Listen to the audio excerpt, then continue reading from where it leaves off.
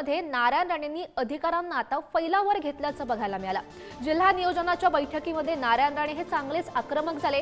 जिल्हा नियोजनाच्या खर्चासंदर्भात विचारलेल्या प्रश्नांची समाधानकारक उत्तरं न मिळाल्यानं राणे संतापल्याचं बघायला मिळालं। चांगले दर्जेदार काम करा, अन्यथा कारवाईला सामोरं जावं लागेल असंही नारायण राणे यांनी म्हटलेलं आहे। सिंधुदुर्गमध्ये नारायण राणेंनी हे अधिकाऱ्यांना फैलावर घेतलं।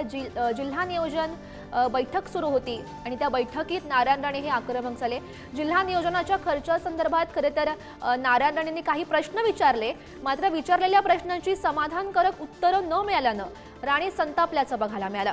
चांगलं दर्जेदार काम करा, अन्यथा कारवाईला सामोरं जा असंही मंत्री नारायण राणे म्हणतात। जिल्हा नियोजनची ही बैठक होती, सिंधुदुर्गमध्ये ही बैठक होती। त्या बैठकीत हे नारायण राणे आक्रमक झाल्याचं बघायला मिळालं। त्यांनी अधिकाऱ्यांना फैलावर घेतलं। जिल्हा नियोजनाच्या खर्चासंदर्भात त्यांनी काही प्रश्न विचारले, मात्र त्या प्रश्नांची समाधानकारक उत्तरं न मिळाल्यानं राणे संतापले। परिस्थिती बिकट आहे, आम्ही काय पुढच्या डीपीडीसी पर्यंत थांबणार नाही, तेव्हाच उत्तर द्यावं लागणार आम्हाला। 180 करोड रुपये पुढे आणि तुम्ही 70 कोटी पण पोहोचलेलं नाही अजून। जरा जबाबदारी आता तुमची आहे अध्यक्ष महोदय, 180 करोड रुपये खर्च करायचा आहे, तुम्ही जवळपास 70 कोटी पण पोहोचलेला नाही आहे।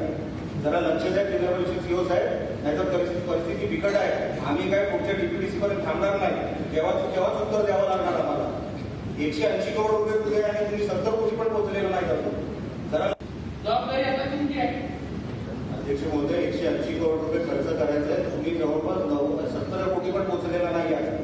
जरा लक्ष द्या जिल्हा परिषद सीओ साहेब, नाहीतर काय नाही बेशिस्त मार्गदर्शन करणं माझं काम आहे। ते काय कोणाला मी शेवटचं माझे ऐकलं असेल, कोणाला अपमानित करावं की करावं माझं इंटेन्शन नाही आहे, पण शिस्त बोललो मला अभिप्रेत आहे। शिस्तीने आणि काम करा आणि रिझल्ट द्या, त्यांनी रिझल्ट द्यावा, जास्तीत जास्त पैसा आणावा जिल्ह्यात आणि तो खर्च 100% करावा, ही त्यांना माझी रिक्वेस्ट होती।